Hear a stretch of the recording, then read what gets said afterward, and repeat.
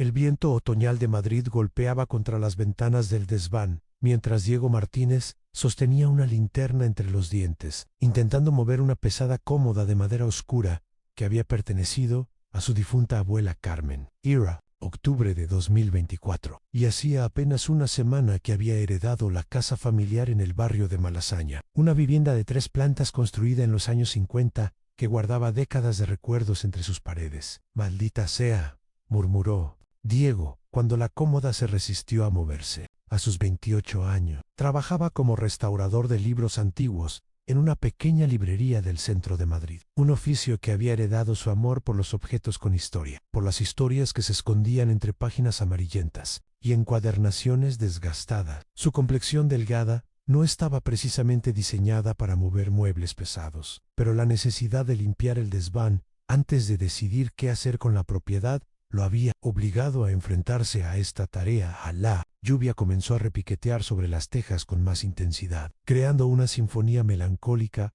que parecía acompañar sus pensamientos. Diego había crecido visitando esta casa cada domingo, pero nunca había subido al desván. Su abuela Carmen siempre decía que arriba solo hay trastos viejos y polvo, y él nunca había sentido curiosidad suficiente para insistir. Ahora, rodeado de baúles, cajas de cartón amarillentas y muebles cubiertos por sábanas, se daba cuenta de que este lugar era como una cápsula del tiempo. Cuando finalmente logró apartar la cómoda, notó algo extraño en la pared. Había una pequeña grieta en el papel pintado, casi imperceptible, pero su ojo entrenado para detectar imperfecciones en libros antiguos la captó inmediatamente. Al acercarse y presionar ligeramente, sintió que una sección de la pared cedía hacia adentro. En su corazón comenzó a latir más rápido. «¿Qué demonios?», susurró, dirigiendo la luz de la linterna hacia la abertura que se había formado. Era un pequeño hueco, de apenas 30 centímetros de ancho por 20 de alto escabado entre los ladrillos, y dentro, envuelto en un trozo de tela encerada, había un objeto rectangular. Con manos temblorosas, Diego lo extrajo cuidadosamente. Al desenvolverlo, descubrió un diario de cuero marrón, desgastado por el tiempo, con las esquinas dobladas y una pequeña cerradura de metal que se había oxidado. A la primera página estaba escrita con una caligrafía firme y masculina: «An diario personal de Manuel Martínez Ruizen. Si estás leyendo esto, probablemente ya no esté aquí para explicarte las cosas personalmente». Diego sintió que se le secaba la garganta. Manuel Martínez Ruiz era su abuelo paterno, el hombre del que apenas sabía nada más allá de los fragmentos de información que su padre le había dado a cuentagotas a lo largo de los años. Sabía que había sido militar, que se había casado con Carmen en 1965, que había tenido 3 hijos, entre ellos su padre. YQ Andaya, de 1990, había salido de casa para ir al cuartel y nunca había regresado. Desapareció sin más, le había dicho su padre, José, cada vez que Diego preguntaba. «Janina». La Guardia Civil lo buscó durante meses, pero nunca encontraron ni rastro.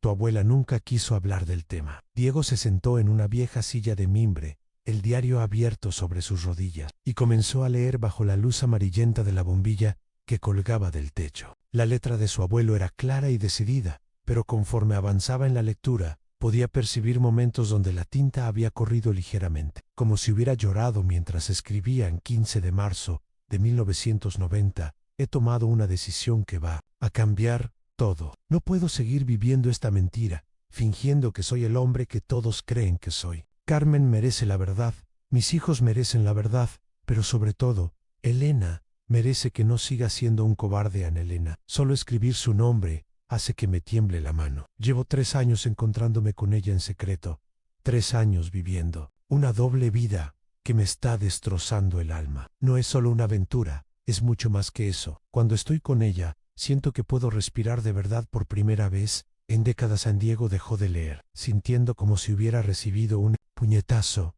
en el estómago. Su abuelo, el hombre del que su abuela Carmen había hablado siempre como el amor de su vida, había tenido una aventura amorosa. La imagen del matrimonio perfecto que había construido en su mente se desmoronaba página tras página. Afuera, el viento había arreciado y la lluvia golpeaba con más fuerza contra las ventanas. Diego miró su reloj.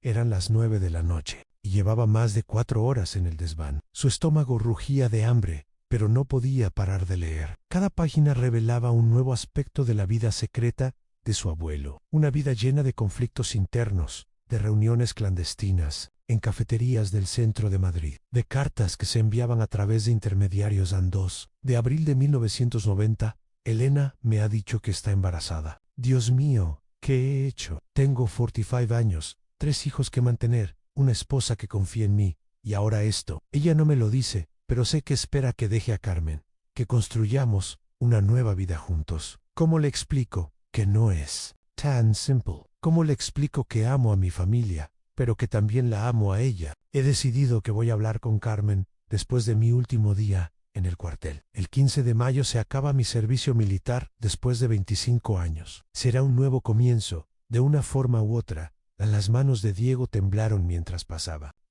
Su abuelo había tenido otro hijo. Tenía un medio hermano o hermana, de cuya existencia nadie sabía nada. El misterio de la desaparición comenzaba a tomar forma, pero también se hacía más complejo a 10 de mayo de 1990.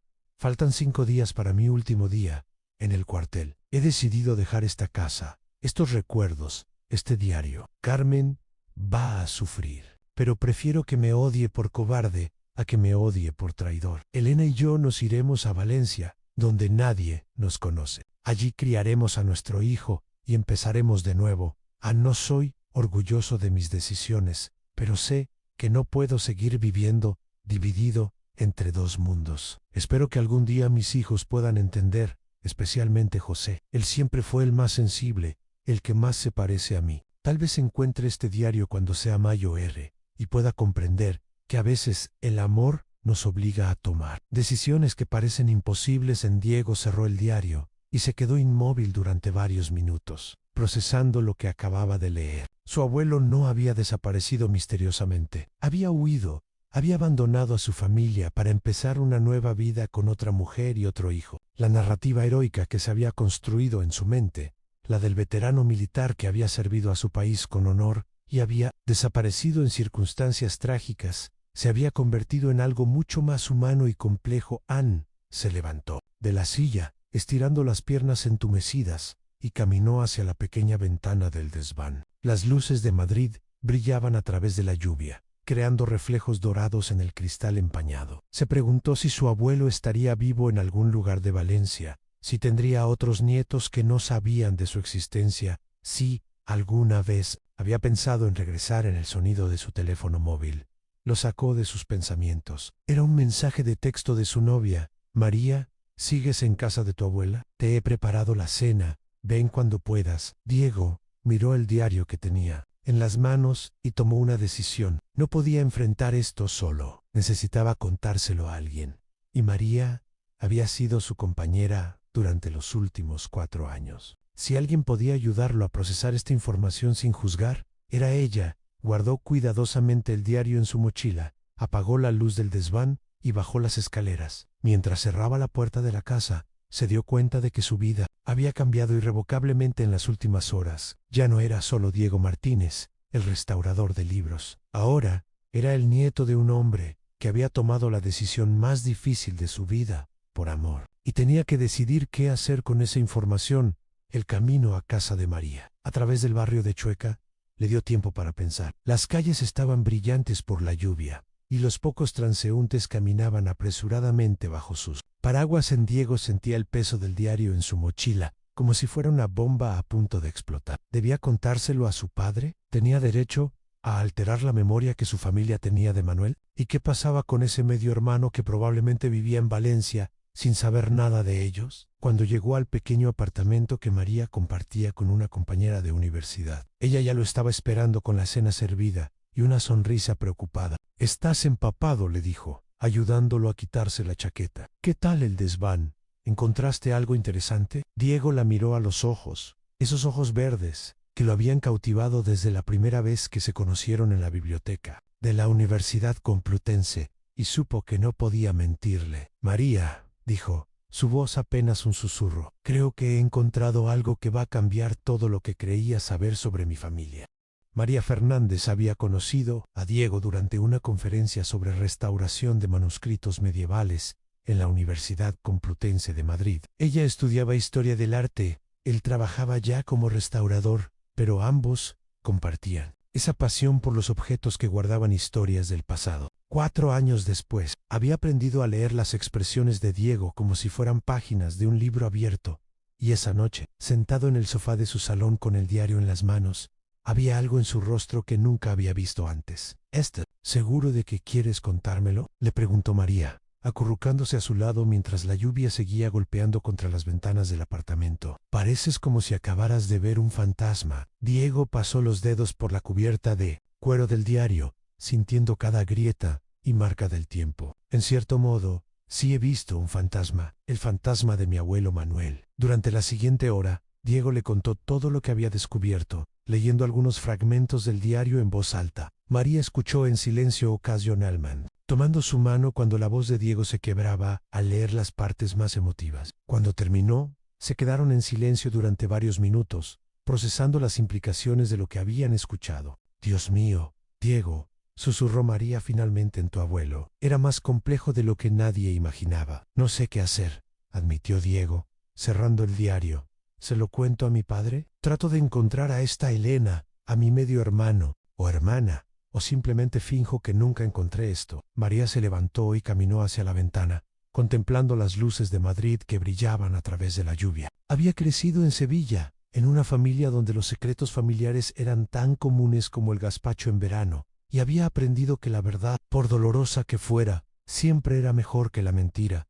¿Sabes qué pienso?, dijo, volviéndose hacia Elan. Pienso que tu abuelo escondió ese diario para que alguien lo encontrara algún día. Si hubiera querido que sus secretos murieran con él, lo habría destruido antes de irse. Diego asintió lentamente. Era una perspectiva que no había considerado, pero tenía sentido. Su abuelo había sido un hombre meticuloso, organizado por sus años de servicio militar. No habría dejado el diario al azar, pero ¿por dónde empiezo?, preguntó. Han pasado 34 años. Esta Elena podría estar muerta. Podría haberse casado con otro apellido. Mi medio hermano podría vivir en cualquier parte del mundo. Paso a paso, dijo María, sentándose nuevamente a su lado. Ay, mañana es sábado. Podemos ir a Valencia, empezar por ahí. En el diario dice que iban a mudarse allí, ¿verdad? Diego abrió el diario nuevamente, buscando las páginas relevantes.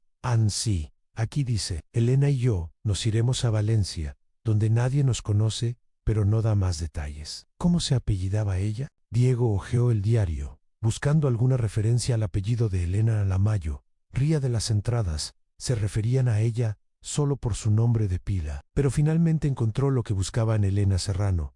Leyó. Aquí dice quedado con Elena Serrano en el Café Central a las 3 de la tarde. Esa entrada es del 20 de abril de 1990. María tomó su laptop y comenzó a teclear. Elena Serrano, Valencia, 1990. Es un apellido común, pero podemos empezar por ahí. ¿Hay alguna descripción de ella en el diario? ¿Su edad? ¿A qué se dedicaba? Diego siguió leyendo. Era enfermera en el Hospital Clínico San Carlos de Madrid.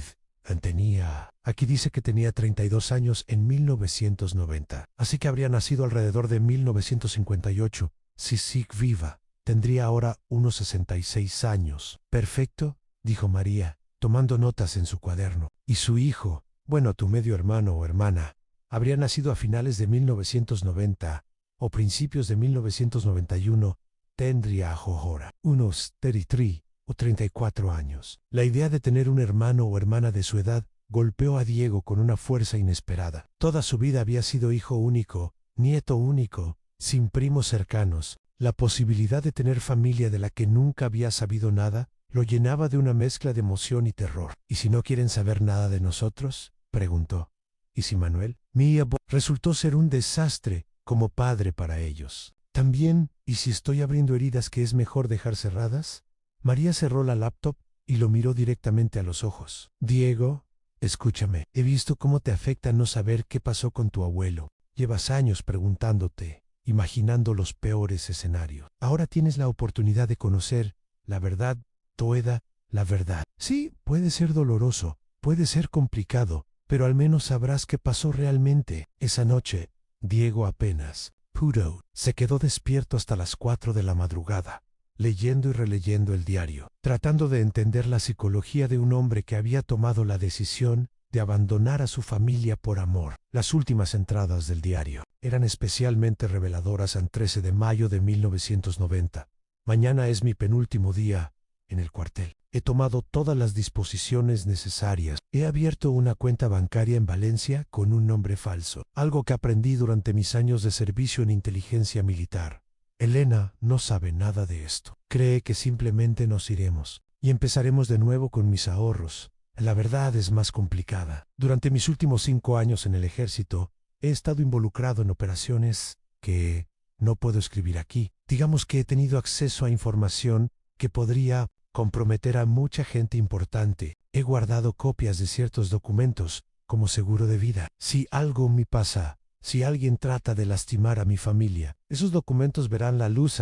Espero nunca tener que usar esa información, pero uno no sobrevive 25 años en el ejército sin aprender a cubrir sus espaldas. Esta revelación añadía una nueva dimensión al misterio. Diego comenzó a preguntarse si la desaparición de su abuelo había sido realmente voluntaria, o si había estado huyendo de algo más que sus problemas matrimoniales. El 14 de mayo de 1990 último día, he decidido dejar este diario aquí, escondido, donde espero que algún día alguien de mi familia lo encuentre. Si estás leyendo esto, probablemente soy historia antigua, pero quiero que sepas que cada decisión que tomé fue por amor. Amor por Elena, amor por el hijo que viene en camino, pero también amor por Carmen y mis hijos. A veces amar significa alejarse, significa convertirse en el villano de la historia para proteger a quienes más quieres. En Elena me espera mañana a las 6 de la tarde en la estación de Atocha. Tomaremos el tren de las 7 hacia Valencia. Una nueva vida, una nueva oportunidad. Si algún día mis hijos leen esto, espero que puedan perdonarme, especialmente José. Él va a ser un buen padre, mucho mejor que yo. Y si tengo nietos algún día, espero que entiendan que a veces los hombres cometen errores tratando de hacer lo correcto. Diego cerró el diario con lágrimas en los ojos. Su abuelo había pensado en él, había esperado que algún día encontrara. Estas palabras era como recibir una carta del pasado, un mensaje que había tardado 34 años en llegar a su destinatario anal. A la mañana siguiente, sábado, Diego despertó con una determinación que no había sentido en años. María ya estaba despierta, preparando café y tostadas en la pequeña cocina del apartamento.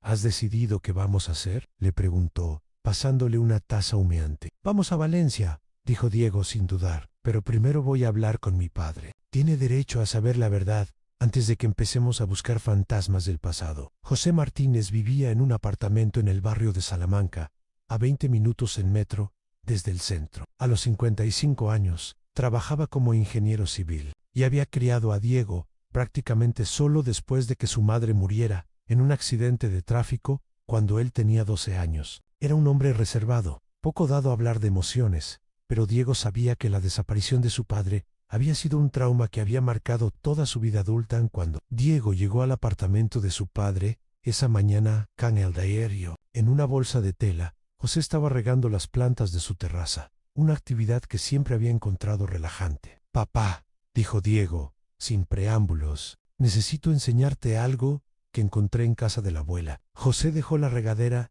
y se volvió hacia su hijo. Había algo en el tono de Diego que le hizo saber inmediatamente que esto no era una visita casual. ¿Qué has encontrado?, Prigo. Secándose las manos con una toalla, Diego sacó el diario de la bolsa y se lo entregó. El diario de tu padre. Explica qué pasó realmente en 1990. José tomó el diario con manos temblorosas, mirando la cubierta de cuero, como si fuera una reliquia sagrada. Donde estaba, escondido en una pared del desván en papá. Hay cosas ahí que van a ser difíciles de escuchar. Durante las siguientes 2 horas, padre e hijo se sentaron en el salón de José, mientras éste leía el diario completo. Diego observó cómo la expresión de su padre cambiaba página tras página en sorpresa, dolor, ira, comprensión y finalmente una especie de alivio melancólico. 34 años, murmuró José cuando terminó de leer. 34 años preguntándome si había hecho algo mal, si había dicho algo que lo había hecho huir, si estaba vivo o muerto. ¿Estás muy enfadado?, preguntó Diego en José. Cerró el diario y miró por la ventana hacia los edificios de Madrid que se alzaban bajo el cielo gris del sábado. ¿Sabes qué es lo más extraño? Que no estoy tan sorprendido como debería. Siempre supe que había algo que no me habían contado. Mi madre, tu abuela Carmen, cada vez que preguntaba por él, Ponía una expresión que no era solo tristeza, era culpa, como si estuviera ocultando algo. ¿Crees que ella sabía? Preguntó Diego. No lo sé. Tal vez lo sospechaba. Tu abuela era una mujer muy inteligente. José se levantó y caminó hacia una estantería donde guardaba algunos álbumes de fotos familiares. ¿Sabes lo que más me duele? No excuse. Fuera con otra mujer. Es que nunca confió en mí lo suficiente como para contármelo. Diego sintió un nudo en la garganta. Papá, creo que voy a tratar de encontrarlos. A Elena, a mi medio hermano o hermana. ¿Te parece bien? José se volvió hacia su hijo, y por primera vez en años, Diego vio lágrimas en los ojos de su padre. Hijo, he pasado más de la mitad de mi vida preguntándome qué le pasó a mi padre. Si tú puedes encontrar esas respuestas, tienes mi bendición, pero prométeme una cosa, lo que sea, si los encuentras, si están vivos, diles que nunca los odiamos, diles que entendemos por qué hizo lo que hizo. El tren AVE Madrid-Valencia salió puntualmente a las 9:30 de la mañana del lunes. Diego había tomado un día libre en la librería, diciéndole a su jefe que tenía asuntos familiares urgentes que resolver, lo cual, técnicamente, era cierto. María había conseguido también librar el día en el museo donde trabajaba como guía, alegando una cita médica. Ambos se sentían como detectives amateur embarcándose en una misión imposible. Durante las 2 horas y media de viaje, habían pasado el domingo investigando online, buscando registros públicos, esquelas, directorios médicos de Valencia de los años 90. Los resultados habían sido frustrantes. Había demasiadas Elena Serrano en los registros, y sin más información específica. Era como buscar una aguja en un pajar. Tenemos que ser sistemáticos, dijo María, revisando las notas que habían tomado. Primero vamos al Colegio de Enfermería de Valencia. Si Elena trabajaba como enfermera en Madrid en 1990, es probable que tratara de validar su título para trabajar en Valencia. Diego asintió, observando el paisaje que pasaba velozmente por la ventanilla del tren. Los campos de la España central daban paso gradualmente al paisaje mediterráneo, con sus naranjos y su luz más brillante. Se preguntó si su abuelo había hecho este mismo viaje 34 años atrás, si había sentido la misma mezcla de nerviosismo y expectación. ¿Y si ya no vive en Valencia?, preguntó. ¿Y si se mudaron a otro sitio después de unos años? Una cosa a la vez, dijo María, apretándole la mano. Además, piénsalo, si se fueron a Valencia para empezar de nuevo, probablemente se quedaron allí. Es una ciudad grande, con buenas oportunidades de trabajo, cerca del mar. No es mal sitio para criar a un hijo. El tren llegó a la estación del norte de Valencia a las 12 del mediodía. La estación, construida en 1922, conservaba toda su elegancia modernista, con sus azulejos coloridos y sus bóvedas de hierro y cristal. Diego no pudo evitar imaginar a su abuelo y a Elena llegando aquí en mayo de 1990, cargados con sus maletas y sus esperanzas de una nueva vida. El Colegio Oficial de Enfermería de Valencia estaba ubicado en un edificio moderno cerca del centro de la ciudad. La recepcionista, una mujer de unos 50 años con el cabello recogido, en un moño perfecto, los atendió con una mezcla de profesionalidad y curiosidad cuando Diego explicó que estaba buscando información sobre una enfermera que había trabajado en Valencia en los años 90. Lo siento,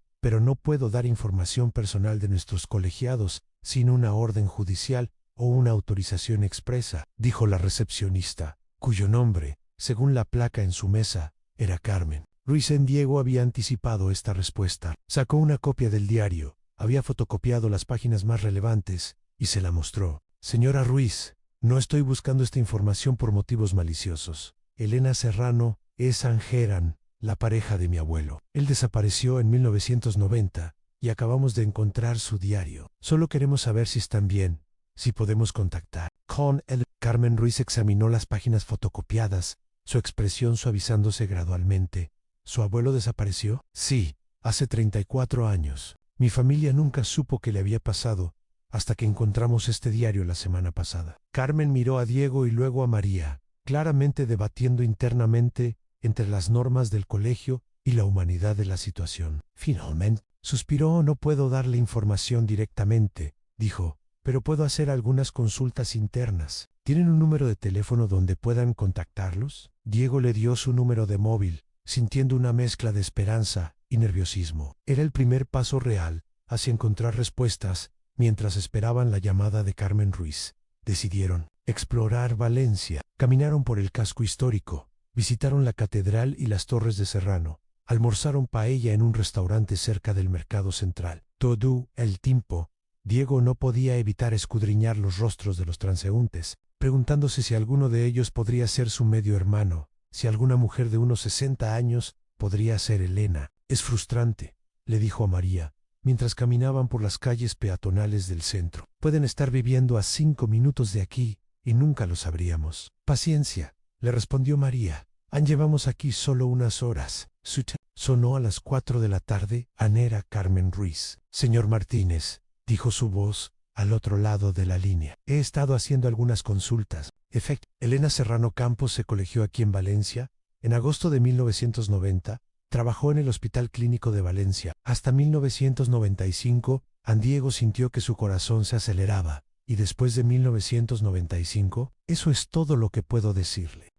Pero si quiere un consejo no oficial, el Hospital Clínico guarda registros de sus antiguos empleados para las pensiones y otros asuntos administrativos. Diego entendió la indirecta. Muchísimas gracias, señora Ruizán, de verdad. No sabe cuánto significa esto para mí. El Hospital Clínico de Valencia era un complejo enorme de edificios blancos que se extendía por varias manzanas. Diego y María llegaron allí poco antes de las 5 de la tarde, sabiendo que tendrían que ser creativos para obtener información sobre una empleada que había trabajado allí. Hacía casi 30 años en el Departamento de Recursos Humanos. Una joven administrativa los atendió con una sonrisa profesional que se desvaneció cuando Diego explicó lo que buscaba. Lo siento, pero no podemos dar información sobre antiguos empleados. Es política de la empresa, dijo, repitiendo casi palabra por palabra lo que habían escuchado en el colegio de enfermería. Diego estaba a punto de rendirse cuando María tuvo una idea.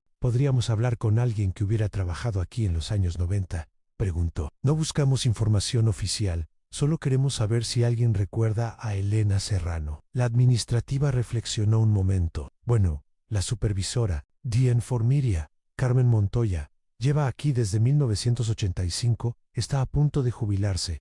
Tal vez ella. 10 minutos después, Diego y María estaban sentados en una pequeña oficina frente a Carmen Montoya, una mujer de unos 60 años con cabello gris y una sonrisa amable. Cuando Diego le contó la historia, sus ojos se iluminaron con reconocimiento a Elena Serrano. Claro que la recuerdo, dijo Carmen.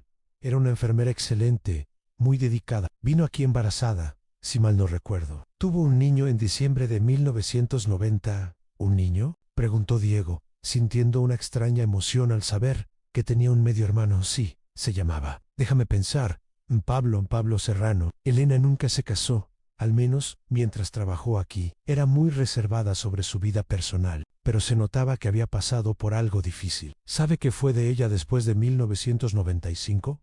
Carmen se quedó pensativa. Creo que se fue a trabajar a un centro de salud en Sagunto, una ciudad pequeña, cerca de aquí. Quería un ambiente más tranquilo para criar a su hijo, decía. Sagunto estaba a solo media hora en tren desde Valencia. Diego y María intercambiaron miradas de esperanza renovada. ¿Recuerda algo más sobre ella?, preguntó María. ¿Cómo era? ¿Qué le gustaba hacer? Era una mujer muy culta, recordó Carmen. Le encantaba leer. Siempre tenía un libro en el bolso. Y era muy buena jardinera. Tenía plantas en su escritorio que cuidaba como si fueran hijos. Una vez me dijo que su sueño era tener una casa con jardín, donde poder cultivar sus propias verduras. Esta descripción pintaba un retrato de Elena que resonaba con lo que Diego había leído en el diario de su abuelo. Manuel había escrito sobre su amor por la literatura y su tranquilidad, sobre cómo Elena podía calmarlo solo con su presencia.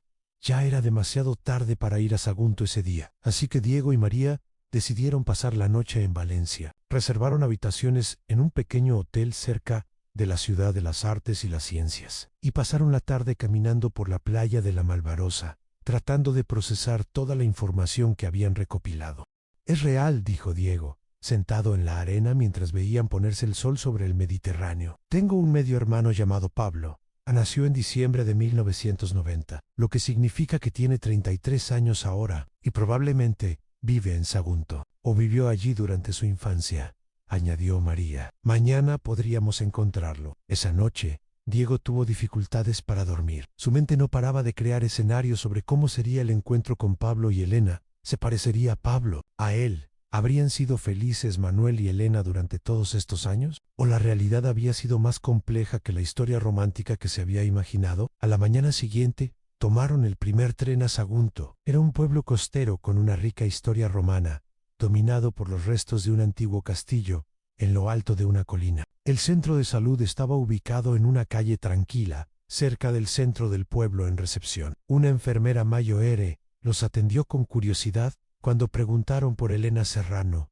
¿Elena? Claro que la conozco, dijo la mujer, cuyo nombre era Pilar según su identificación. Trabajó aquí hasta que se jubiló el año pasado. Una mujer maravillosa, todos la adorábamos. Diego sintió una descarga de adrenalina. Elena estaba viva. Había trabajado allí hasta hace apenas un año. ¿Sabe dónde vive?, preguntó, tratando de mantener la calma en su voz. En Pilar los miró con sospecha. ¿Puedo preguntar por qué la buscan? Diego decidió ser completamente honesto. Sacó una foto del diario de su abuelo, una pequeña fotografía en blanco y negro que había encontrado entre las páginas, mostrando a un hombre en uniforme militar junto a una mujer joven y hermosa. Soy el nieto de Manuel, dijo simplemente, y creo que Pablo es mi medio hermano. Los ojos de Pilar se abrieron como platos. Tomó la fotografía y la examinó cuidadosamente. Dios mío, murmuró, se parece muchísimo a Pablo, los mismos ojos, la misma sonrisa. Miró a Diego con una nueva comprensión. Elena nunca habló mucho del padre de Pablo,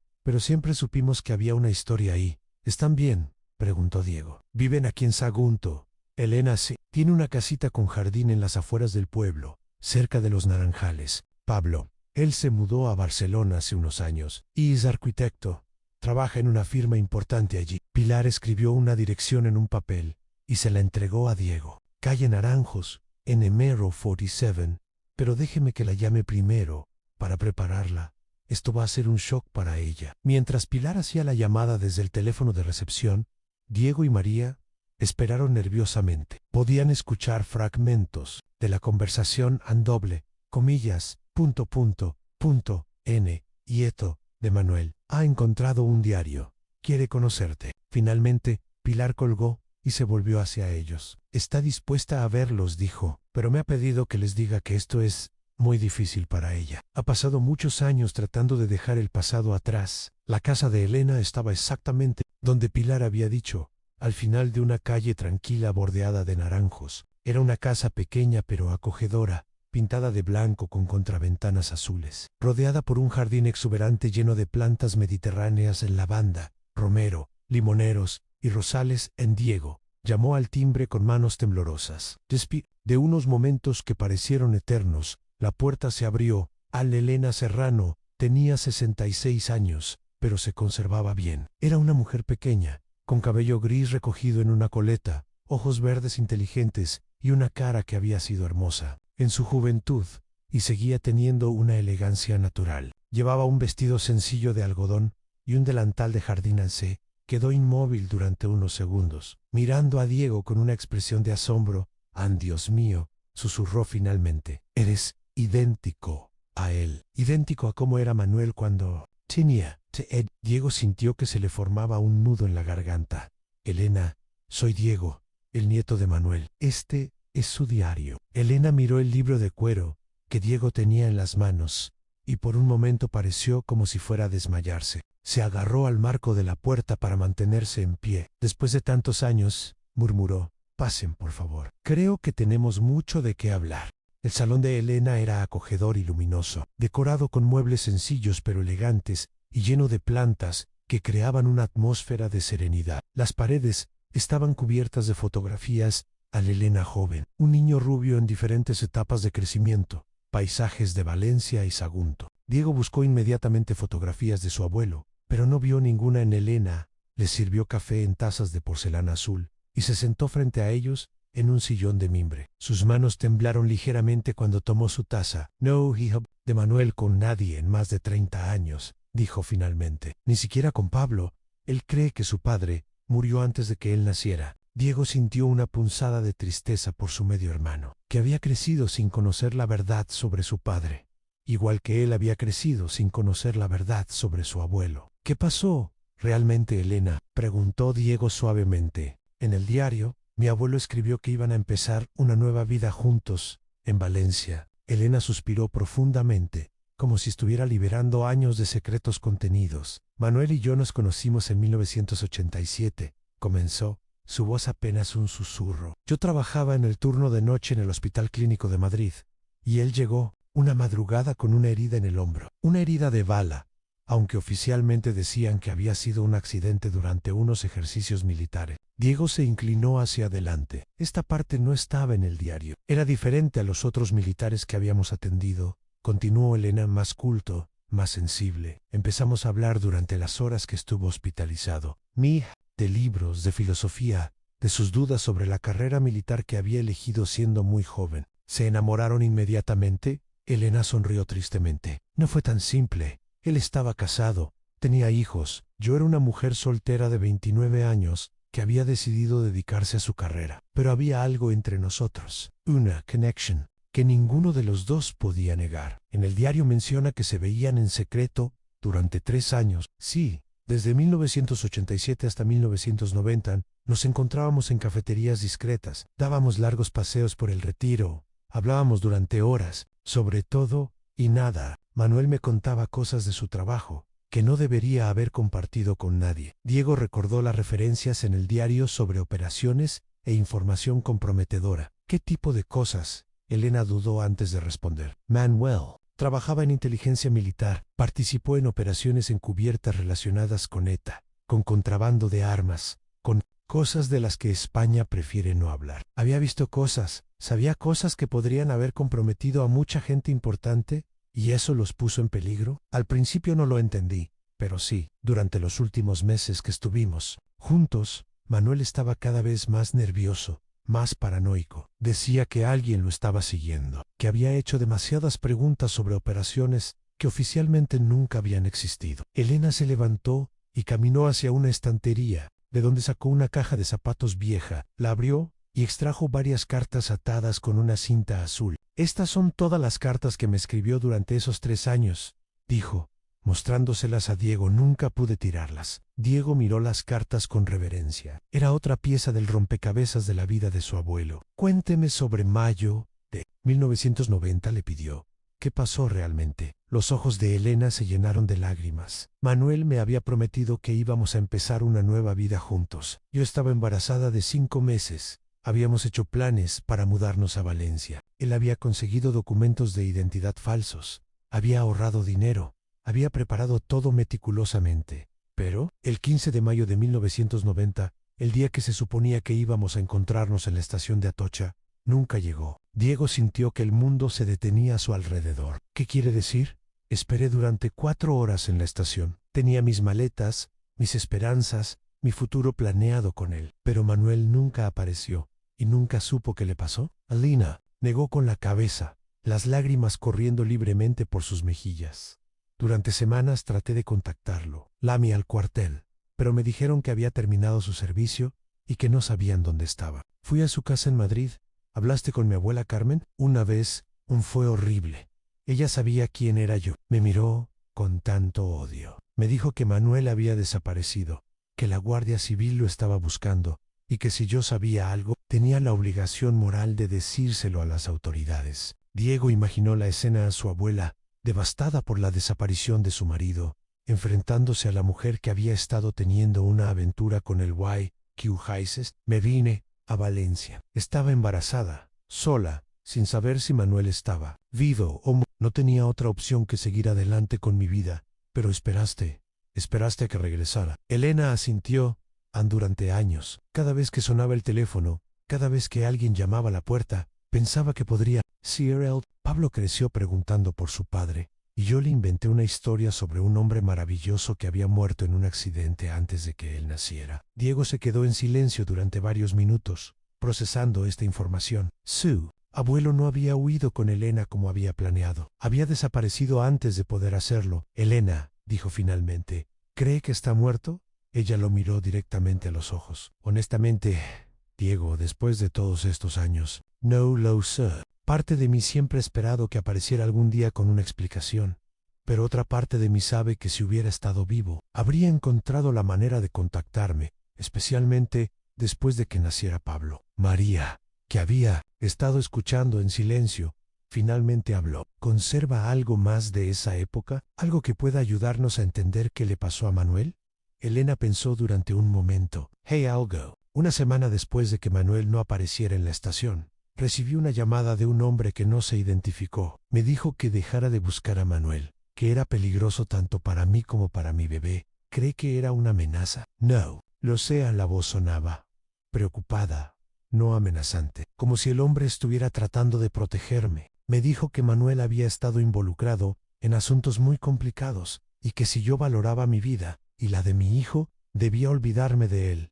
Diego sintió un escalofrío. La desaparición de su abuelo comenzaba a parecer menos romántica y más siniestra, y nunca volvió a saber nada más. Una cosa más, dijo Elena, levantándose nuevamente. Esta vez fue hacia un escritorio antiguo y sacó un sobre amarillento. Esto llegó por correo un año después, en mayo de 1991. No tenía remitente en Diego. Abrió el sobre con manos temblorosas. Dentro había una fotografía de Pablo bebé y una nota escrita con la caligrafía familiar de su abuelo Nes Hermoso. Cuídalo, bien anemen.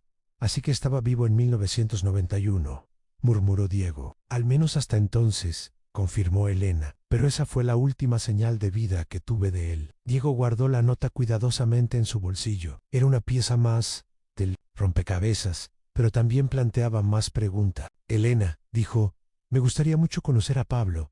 ¿Cree que estaría dispuesto a hablar conmigo? Elena sonrió por primera vez desde que habían llegado. Pablo es un hombre maravilloso, inteligente, sensible, exitoso. Se parece mucho a Manuel en eso, pero también es muy protector conmigo. Va a ser difícil explicarle que su padre no murió cuando él era bebé, sino que desapareció. ¿Le contaría a usted?, preguntó Diego, ¿o prefiere que hable yo con él? Déjame llamarlo esta noche, dijo Elena. Vive en Barcelona. Como ya les dijo Pilar, trabaja en una firma de arquitectos muy prestigiosa. Está casado. Tiene una hija de 5 años. Mi nieta se llama Elena, como yo. Diego sonrió, imaginando por un momento la idea de tener una sobrina. ¿Cómo cree que va a reaccionar? No lo sé, admitió Elena. Pablo siempre ha sentido mucho la ausencia de su padre. Cuando era niño, me hacía muchas preguntas que yo no sabía cómo responder. De adolescente pasó por una etapa muy rebelde. Creo que porque se sentía incompleto, como si le faltara una parte de su identidad. Y ahora es un adulto exitoso y equilibrado, pero sé que todavía hay una parte de él que se pregunta sobre su padre. Esta información puede que lo ayude a encontrar algunas respuestas, o puede que abra heridas que había logrado sanar a Diego. Entendía perfectamente esos sentimientos. Él mismo había pasado por algo similar con la desaparición. Pasaron el resto de la tarde hablando. Elena les contó más cosas sobre Manuela y su amor por la poesía, especialmente Machado y Lorca. Su talento para la carpintería había hecho varios de los muebles del apartamento que compartían en secreto. Durante unos meses en 1989, su lucha constante entre el deber y sus deseos personales. Era un hombre atormentado, explicó Elena. Amaba a su familia, pero también me amaba a mí. Amaba a su país, pero había hecho cosas en nombre del servicio militar de las que no se sentía orgulloso. Era como si estuviera atrapado entre diferentes versiones de sí mismo. Cuando llegó la hora de irse, Elena les dio su número de teléfono y les prometió que hablaría con Pablo esa misma noche. ¿Puedo preguntarle algo más?, dijo Diego antes de marcharse en claro. ¿Lo amó realmente o fue solo? Elena lo interrumpió con una sonrisa triste. Diego,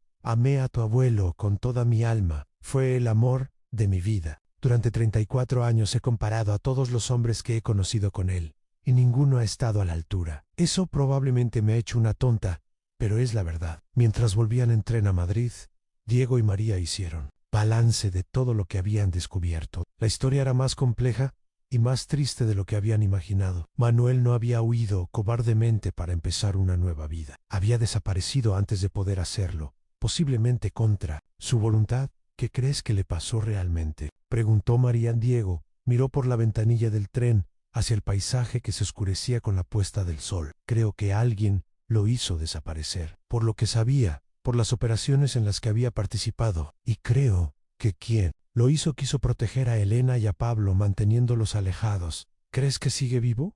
No lo sé, admitió Diego, pero ahora tengo que saberlo. Por él, por mi padre, por Pablo. Su teléfono sonó mientras el tren entraba en la estación de Madrid. Era Elena. Diego, dijo su voz al otro lado de la línea. He hablado con Pablo, al principio se ha quedado en shock, pero quiere conocerte. Va a venir a Valencia este fin de semana. ¿Podrías volver? Diego miró a María, que asintió inmediatamente. Allí estaremos, dijo Diego. Elena, gracias por todo.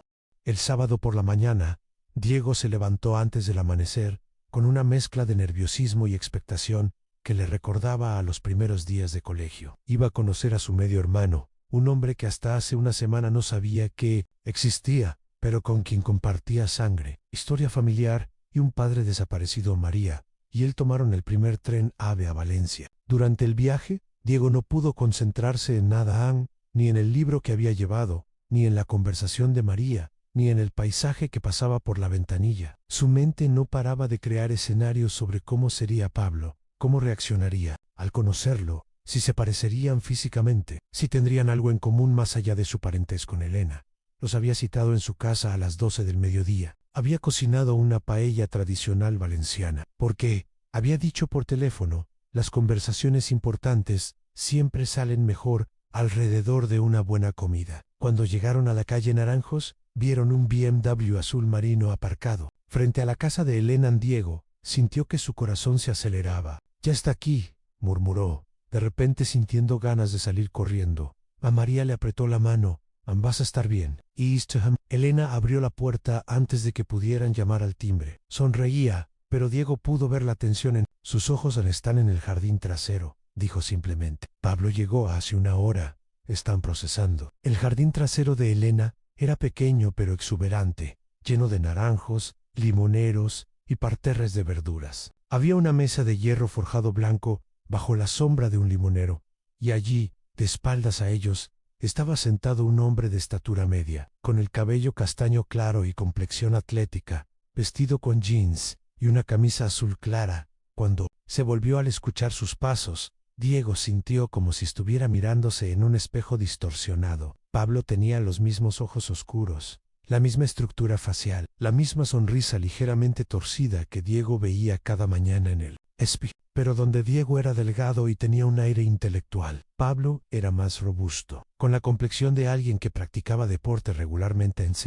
Miraron durante varios segundos, sin decir nada, cada uno estudiando el rostro del otro, buscando similitudes, diferencias, pistas sobre la personalidad del desconocido que tenían enfrente. Finalmente, Pablo se levantó y caminó hacia Diego sin decir palabra. Lo abrazó. Joder, murmuró Pablo en su oído. Es como abrazar un fantasma. Diego sintió una emoción abrumadora. Por primera vez en su vida, estaba abrazando a alguien con quien compartía sangre paterna. Alguien que había heredado los mismos gestos, las mismas expresiones, tal vez los mismos miedos y esperanza. Eres idéntico a las fotos de papá cuando era joven, dijo Pablo cuando se separaron. Mamá me enseñó algunas anoche, fotos que había guardado durante todos estos años. ¿Cómo estás llevando todo esto?, preguntó Diego a Pablo. Se pasó una mano por el cabello, un gesto que Diego reconoció porque él mismo lo hacía cuando estaba nervioso. Honestamente, no lo sé, admitió Pablo. Durante toda mi vida he pensado que mi padre era un héroe que murió cuando yo era bebé. Descubrir que estuvo vivo, que tenía otra familia, que desapareció. Es como si hubieran reescrito completamente mi historia personal. Se sentaron los cuatro alrededor de la mesa: Diego, María, Pablo y Elena. Durante las siguientes 2 horas, intercambiaron historias, fotografías, anécdotas. Pablo les mostró fotos de su esposa Carmen, un nombre que hizo sonreír tristemente a Diego, pensando en su abuela y de su hija Elena. Mi mujer no podía venir hoy, explicó Pablo. Necesitaba tiempo para procesar esto solo antes de involucrar a mi familia directa, pero está ansiosa por conocerte. ¿A qué te dedicas exactamente?, preguntó Diego. Soy socio en una firma de arquitectos en Barcelona. Nos especializamos en restauración de edificios históricos. Tengo un equipo de 12 personas trabajando conmigo. Diego sonrió. Yo restauro libros antiguos. Parece que ambos heredamos el gusto por preservar el pasado. ¿Crees que es coincidencia?, preguntó Pablo. ¿O crees que hay algo genético en eso? No lo sé, admitió Diego. Pero es curioso que ambos hayamos elegido profesiones que tienen que ver con mantener vivas las historias del pasado. Durante la comida, Elena les contó más detalles sobre los primeros años de Pablo. Había sido un niño curioso y sensible. siempre haciendo preguntas sobre su padre, siempre inventando historias sobre cómo habría sido su vida si él hubiera estado presente. De adolescente tuve una fase muy rebelde, admitió Pablo. Creo que estaba enfadado con el mundo por no tener padre. Hice cosas estúpidas. Me metí en peleas. Casi no termino el bachillerato. ¿Qué te cambió?, preguntó María. La arquitectura, dijo Pablo, sin dudar. Cuando tenía 17 años, mamá me llevó a ver la restauración de la Catedral de Valencia, ver cómo tomaban algo viejo y dañado y lo convertían en algo hermoso otra vez. Fue como una revelación. Entendí que podía hacer algo constructivo con mi rabia en Diego. Se sintió identificado. Él también había encontrado su vocación en parte como una forma de lidiar con las preguntas sin respuesta sobre su familia. Pablo, dijo Diego después de un rato, he estado pensando mucho sobre qué le pasó realmente a nuestro padre. ¿Te interesaría ayudarme a investigar? Pablo lo miró intensamente. ¿Qué tienes en mente? Creo que alguien hizo que desapareciera, por lo que sabía sobre operaciones militares, por información que podría haber comprometido a gente poderosa. Quiero encontrar la verdad. ¿Y si la verdad es que está muerto?, preguntó Pablo, tranquilamente. Entonces al menos lo sabremos. ¿Y si está vivo? Si está vivo, interrumpió Pablo. Lleva 34 años sin contactarnos. ¿Que íbamos a querer encontrar a un hombre que nos abandonó? La pregunta colgó en el aire, como una nube tensa. Diego entendía la rabia de Pablo, pero también sentía que había más en la historia. Porque no creo que nos abandonara voluntariamente, dijo finalmente. Creo que alguien lo obligó a desaparecer, y creo que él ha estado tratando de protegernos todos estos años, manteniéndose alejado. Elena había estado escuchando en silencio, pero ahora habló un Pablo. Hay algo más que no te he contado. Todos se volvieron hacia ella. Durante los últimos 30 años, cada año, en el aniversario del nacimiento de Pablo, recibo flores, sin tarjeta, sin remitente. Siempre las mismas rosas blancas, que eran las favoritas de Manuel. Diego sintió que se le erizaba la piel. Cada año. Incluso el año pasado, en diciembre, Pablo se quedó inmóvil. ¿Por qué nunca me lo dijiste? Porque no quería darte falsas esperanzas. Podría ser una coincidencia. Podrían ser de cualquiera. No, dijo Diego con convicción. No es coincidencia. Está vivo, está ahí fuera, cuidándote desde la distancia. Pablo se levantó y caminó hacia los naranjos, claramente luchando con sus emociones. Diego lo siguió. Sé que es mucho, le dijo a su medio hermano. Yo también he estado procesando todo esto durante una semana. Es que durante toda mi vida he fantaseado sobre conocer a mi padre, dijo Pablo sin volverse. Pero en mis fantasías, él aparecía y me explicaba todo. Me pedía perdón, me decía que había estado pensando en mí cada día. No me imaginé que tendría que salir a buscarlo yo. No tienes que hacer nada, dijo Diego. Si prefieres dejar las cosas como están, lo entenderé. En Pablo se volvió hacia él. No quiero dejarlo así. Tienes razón. Si está vivo, si ha estado enviando esas flores todos estos años, necesito saber por qué. Necesito entender por qué eligió mantenerse alejado en lugar de ser parte de mi vida. Diego asintió. Entonces lo haremos juntos. Regresaron a la mesa donde Elena y María los esperaban. Elena había estado llorando silenciosamente. ¿Estás bien, mamá?, preguntó Pablo, sentándose a su lado. Es que, después de tantos años, guardando estos secretos, finalmente, poder hablar de Manuel, poder decir su nombre en voz alta, es abrumador. Elena, dijo Diego, necesitamos su ayuda. ¿Recuerda el nombre de alguno de los compañeros de mi abuelo en el ejército? Alguien que pudiera saber en qué tipo de operaciones estaba involucrado. Elena reflexionó. Había un hombre, Capitán Rodríguez, creo que se llamaba.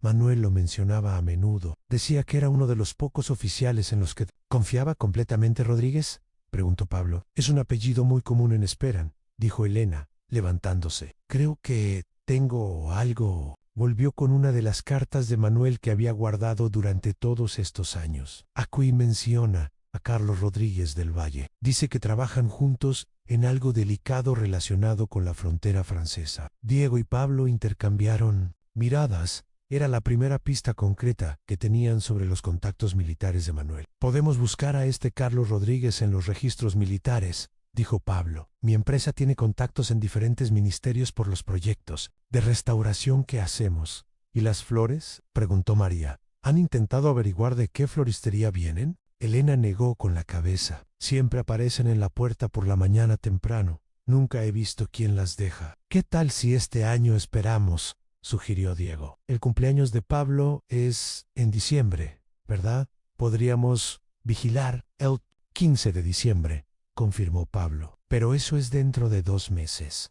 Mientras tanto, podemos investigar otras pistas, dijo Diego. El tal Carlos Rodríguez, los registros militares, tal vez incluso contratar a un detective privado. Elena sacó una libreta vieja de su bolso. Tengo aquí anotados todos los detalles que recuerdo sobre Manuel, nombres que mencionaba, lugares donde había estado destinado, fechas importantes. Pensé que algún día podrían ser útiles. Durante el resto de la tarde, los 4 elaboraron un plan de investigación. Pablo usaría sus contactos profesionales para acceder a registros oficiales. Diego investigaría en archivos históricos y hemerotecas de Madrid. María, que tenía experiencia en investigación académica, se encargaría de buscar información en Internet y bases de datos digitales. «Hay algo más», dijo Elena, cuando ya se preparaban para irse. «Algo que no le conté a nadie». Todos se volvieron hacia ella con expectación. Una semana antes de que Manuel desapareciera, vino a verme muy nervioso. Me dijo que había copiado algunos documentos importantes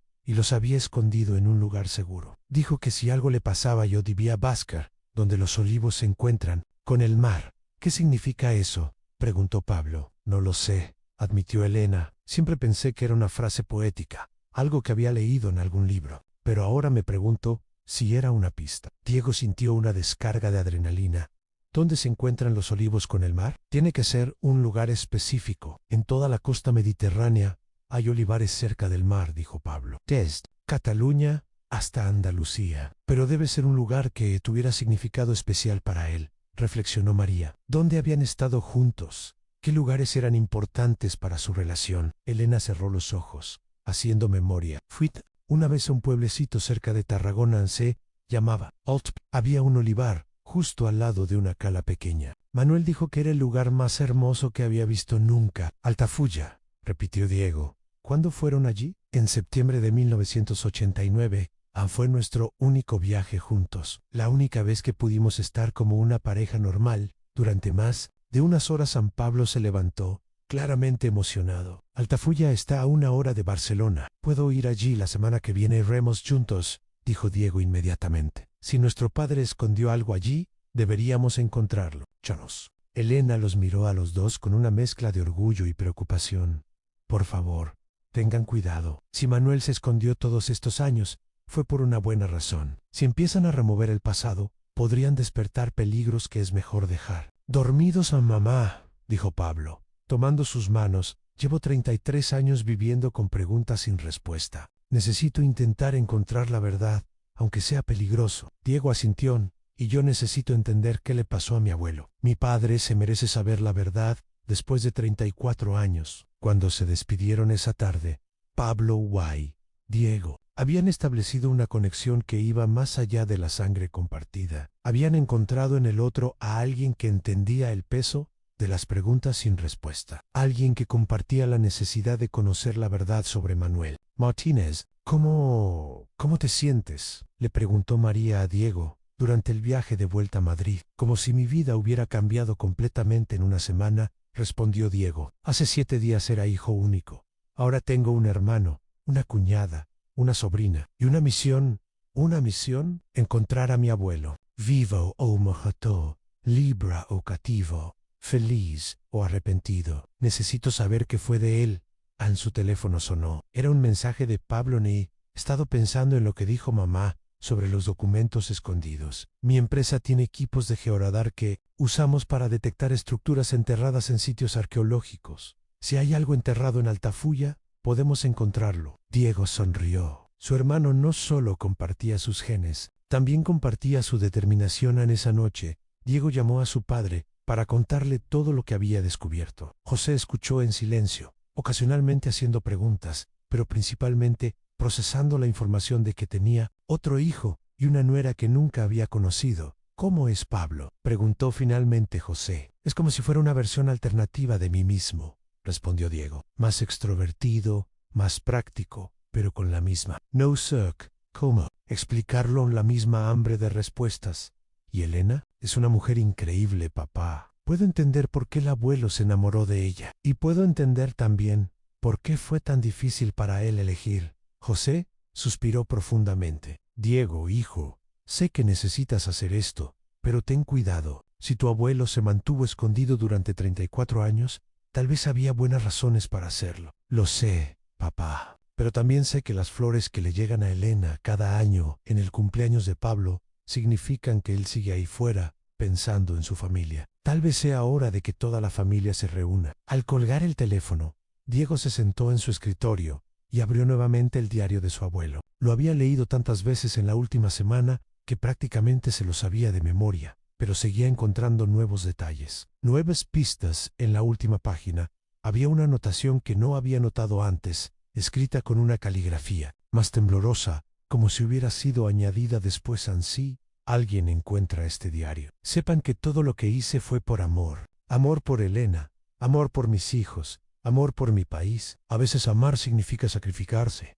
A veces significa desaparecer, pero nunca significa olvidar. Debajo de esta nota había algo más, escrito con lápiz y casi borrado por el tiempo. Las respuestas están donde los olivos besan al mar. Bajo la piedra que recuerda nuestro amor eterno, A.N.N. Sen. M.N. Septiembre 1989. Diego sintió que su corazón se aceleraba. Era otra pista sobre Altafulla, más específica que la que Elena recordaba. Había algo enterrado allí, algo que su abuelo había dejado como mensaje para el futuro. Inmediatamente escribió un mensaje a Pablo. He encontrado algo más en el diario. Nuestro padre dejó algo enterrado en Altafulla, algo bajo la piedra que recuerda nuestro amor eterno. ¿Podemos ir este fin de semana? La respuesta de Pablo llegó 5 minutos después. Ya he reservado un hotel en Tarragona para el sábado. Nos vemos en la estación de Barcelona a las 9 a.m. Diego cerró el diario y miró por la ventana hacia las luces nocturnas de Madrid. En una semana, su mundo se había expandido exponencialmente. Tenía un hermano, una familia nueva y una misión que podría cambiar la vida de todos ellos. Pero también tenía la sensación de que estaban a punto de descubrir secretos que alguien había querido mantener enterrados para siempre. Y eso, definitivamente, podría ser peligroso mientras se preparaba para dormir. Diego no pudo evitar preguntarse si su abuelo Manuel seguía vivo en algún lugar, si sabía que sus secretos estaban siendo desenterrados, si estaba orgulloso de que sus nietos hubieran heredado su determinación y su coraje, o si, por el contrario, estaba aterrorizado de que estuvieran a punto de descubrir la verdad que él había luchado tanto por ocultar solo. Había una manera de averiguarlo al seguir las pistas hasta Altafulla, hasta donde los olivos se encuentran con el mar, hasta la piedra que recordaba un amor que había cambiado el curso de tantas vidas. El próximo fin de semana tendría las respuestas que había estado buscando durante toda su vida, o moriría en el intento.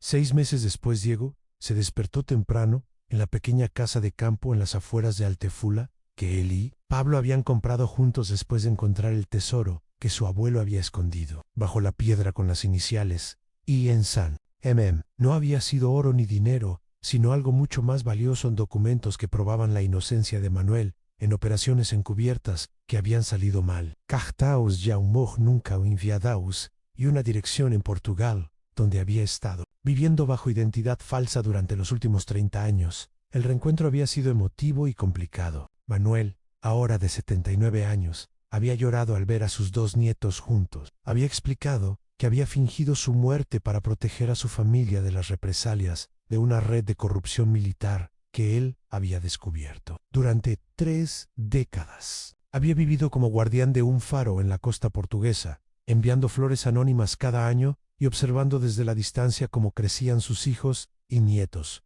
Elena y Manuel no habían reanudado su relación romántica. Demasiado tiempo había pasado, demasiadas heridas se habían abierto, pero habían encontrado una amistad profunda y un respeto mutuo. Elena había conocido finalmente al hombre que habría sido el padre de Pablo, y Manuel había conocido al hijo extraordinario que había criado. Sin él, José había viajado a Portugal para confrontar a su padre, y después de varias conversaciones difíciles, habían logrado construir una relación nueva basada en el entendimiento adulto más que en las expectativas filiales. San Pablo había decidido mudarse temporalmente a España para pasar más tiempo con su padre recién encontrado. Su esposa Carmen y su hija Elena los visitaban cada mes. y la niña había adoptado inmediatamente a su abuelo Manuel como el personaje favorito de sus cuentos, y Diego había encontrado no solo a su abuelo y su hermano, sino también un nuevo propósito en escribir la historia real de las operaciones encubiertas de los años 80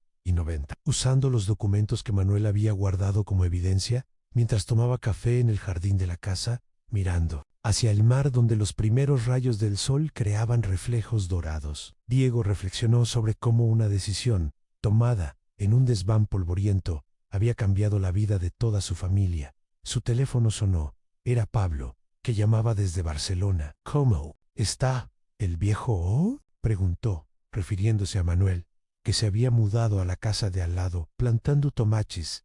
Respondió Diego, sonriendo. Dice que quiere asegurarse de que tenemos verduras frescas para cuando vengas el próximo fin de semana. Dial Q. Llevo una sorpresa. ¿Qué tipo de sorpresa? Carmen está embarazada, anunció Pablo. El abuelo va a tener otro bisnieto. Diego sintió una oleada de alegría. La familia que había comenzado a reconstruirse 6 meses atrás seguía creciendo. Say, ¿lo has dicho ya? Quería que fueras tú quien se lo dijera. Al fin y al cabo, tú fuiste quien encontró el diario que nos devolvió a nuestro padre. Dispuse de Colger. Diego caminó hacia la casa de al lado, donde Manuel estaba efectivamente plantando tomates en un pequeño huerto que había creado. A los 79 años, su abuelo era todavía un hombre fuerte y vital, con el cabello completamente blanco, pero los mismos ojos inteligentes que Diego recordaba de las fotografías. Abuelo, dijo Diego, sentándose en una silla de jardín junto a él, Pablo acaba de llamar.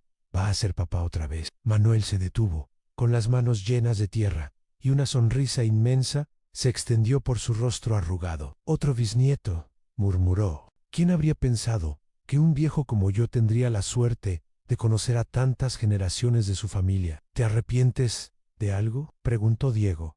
Era una pregunta que le había estado rondando durante meses. Manuel se limpió las manos en un trapo y se sentó en otra silla, mirando hacia el mar. Me arrepiento de muchas cosas, dijo finalmente. Me arrepiento de no haber sido más valiente cuando era joven, de no haber sabido encontrar una manera de estar con Elena sin lastimar a tu abuela. Me arrepiento de los años que perdí sin conocer a mis nietos. Hizo una pausa, recogiendo sus pensamientos. Pero no me arrepiento de las decisiones que tomé para proteger a mi familia. Y definitivamente no me arrepiento de que tú encontraras East Diary. A veces las historias necesitan ser contadas, incluso si tardan 34 años en encontrar al narrador correcto. Diego asintió, entendiendo. Había aprendido durante estos meses que el amor y la familia eran conceptos mucho más complejos de lo que había imaginado de joven. No había villanos ni héroes en la historia de su abuelo, solo personas tomando decisiones difíciles en circunstancias imposibles. Abuelo, dijo finalmente, ¿te gustaría venir conmigo a Madrid la próxima semana? Pablo y yo estamos organizando una cena familiar. Va a estar papá, Elena, Carmen y la pequeña Elena, todos juntos, por primera vez. Manuel sonrió. Esa sonrisa, ligeramente torcida, que habían heredado tanto Diego como Pablo. Me encantaría, dijo, pero solo si prometes que no vas a cocinar tú. He probado tu comida, nieto, y creo que es mejor que dejemos eso a los profesionales. Diego se rió, sintiendo una calidez en el pecho que no había experimentado nunca antes. Tenía una familia completa, complicada y maravillosa, llena de historias que contar y amor que compartir. Y todo había comenzado con un diario escondido en una pared, esperando pacientemente a que alguien lo encontrara y devolviera a una familia lo que el tiempo y las circunstancias les habían arrebatado. Mientras regresaba a su casa, Diego miró hacia atrás y vio a su abuelo volviendo a sus tomates, silbando suavemente una canción que Elena solía cantar en los años 90. Era la imagen perfecta de un hombre que había encontrado la paz después de décadas de exilio autoimpuesto. La historia había terminado, pero la familia que había creado apenas estaba comenzando.